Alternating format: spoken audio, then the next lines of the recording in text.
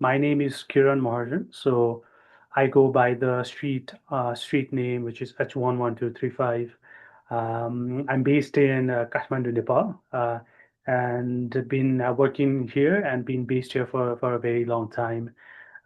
Basically, I recognize myself as a street artist, a muralist. Uh, I mostly work on walls and different surfaces, and been trying to explore this whole dialogue of what street art is, what public art is. I'm very interested in like um, contradictions, the idea of contradictions.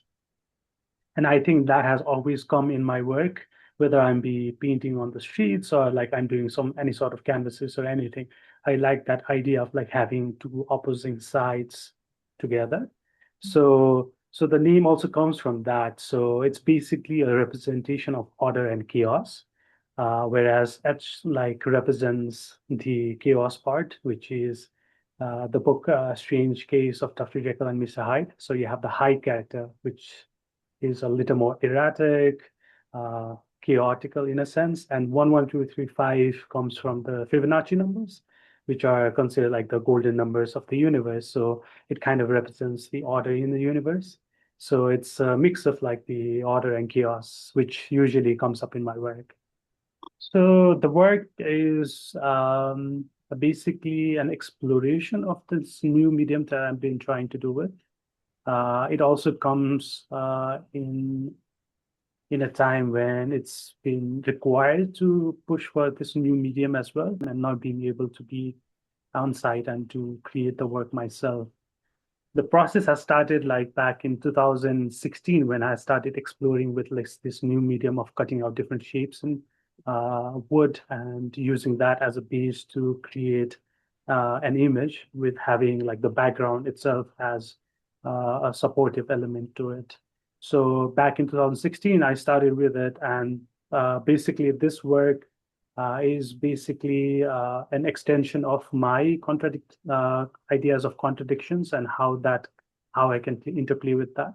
So the general idea of like having some sort of refined material with some sort of like terrestrial human materials with like corrugated sheets and all of that, and putting them together in a sort of composition that allows viewers to sort of contemplate with the idea of like the contradiction, but also this whole general idea of like how digital aesthetics does become a very integral part of our present day art making as well, and how that has shaped my art making process as well, because my general style is all about bringing in images together and sort of bring them in a collage and trying to figure out a way of narrating a story or an idea that seems a lot more relevant to me and or that particular context. So with this limited sphere of not being present there,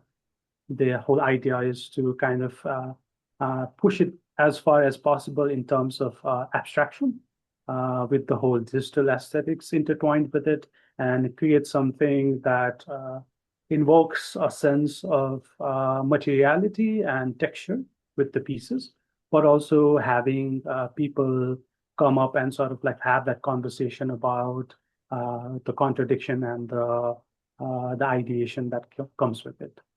So just as a general context, like I come from a city that is really, really old. It's about like there's history dating back to like the 6th, 7th century, where there has been artifacts found here and in the city that I live in, which is called Lalitpur, and it's called the City of Arts, basically. It generally means City of Art. So growing up here as a native to this city, I have seen I mean, there's a lot of art and culture that is very much intertwined into like daily lifestyle and also like the festivities and everything. So any form of like festivals like that have they have incorporated like performance art into them. This anything that happens in a public space is like there's a lot of public art related stuff going on, whether it be like through temples, whether it be through like murals, that there's a big history of like traditional murals dating back to a very long time. And everything that happens art-wise happens in a very public space. So that has always been a very integral part of the community.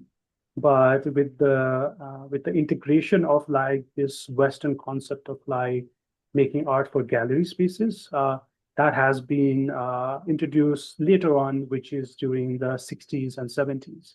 And that has kind of created this void for general Nepalese community that has separated them from the art because people were used to having art in a public space.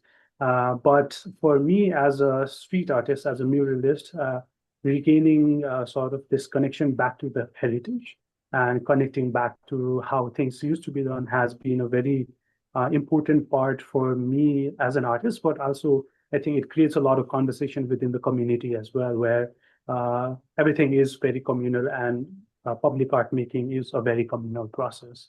And I think that's makes it a lot more relevant to my personal art practice and for me personally as an individual as well, because I feel like that is my way of connecting with the heritage.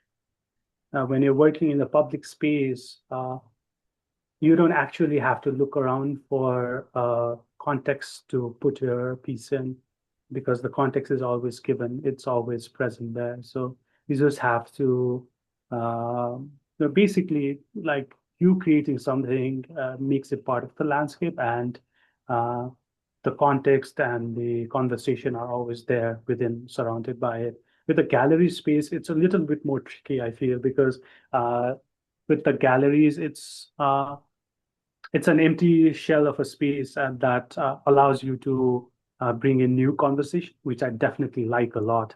And with the integration of like this, whatever I do in a public space and bringing it into a sort of like a smaller space, it allows the conversation to be a bit more direct in a sense, direct in terms of like the ideas and the context and the conversations that you can have with in a broader spectrum. Because in a public space, it's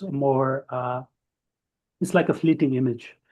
People can see it, but then again, they will only have like certain limited time to do it. But in a gallery setting, it allows people to uh, fully engage with it and allow people to appreciate for a longer period of time, I think. I never really wanted to be a street artist at the beginning. Before I even did my university degree, I was actually very interested in like gallery stuffs and a very traditional Western salon sort of like concept of like art making. I was very interested in that, but then again, I at the same time I was very interested in the concept of graffiti that was introduced to me through like skateboarding and culture and all of that. And this was back in like 2008 and 2009, and I never really saw it as something that I would do seriously. I really wanted to focus more in the traditional sort of art making. So for me, during that time, I sort of had a collection of my works and I took them out to different galleries to be presented um, in that space, but all of them rejected me. So that was a very interesting point for me because I was trying to do something that I was heavily invested in, but I wasn't given the space. And at the same time, I had this like different medium, which was graffiti and street art, and for that, you actually didn't need permission to show your works. And that was the point where I realized that with the rejection with the galleries, I realized that I don't actually need galleries to show my work. So I think from that point onward, I started really painting on the streets. And and I think in the same way, I think gallery like with the streets, it has allowed me to uh, perceive things a lot more differently. It has allowed me to take my art a lot less seriously. It has allowed me to have it be less attached to it and allowed me to be open-minded to other people's perception of what my art makes them feel like, whether it be like, whether it may make them look like feel like that is something that they are very interested in, or they absolutely hate it, because like with the street, like the opinions are very raw and unfiltered. And I have had people come up to me and talk to me randomly, and I've realized that they were like very important figures in the country. And we just randomly struck up a conversation with the pretense of the works. And I think that's the best part about like working on the streets and with the streets. It allows me to like step out of my comfort zone as well, but also like um, teaches me things that I wouldn't normally learn, basically. Yeah.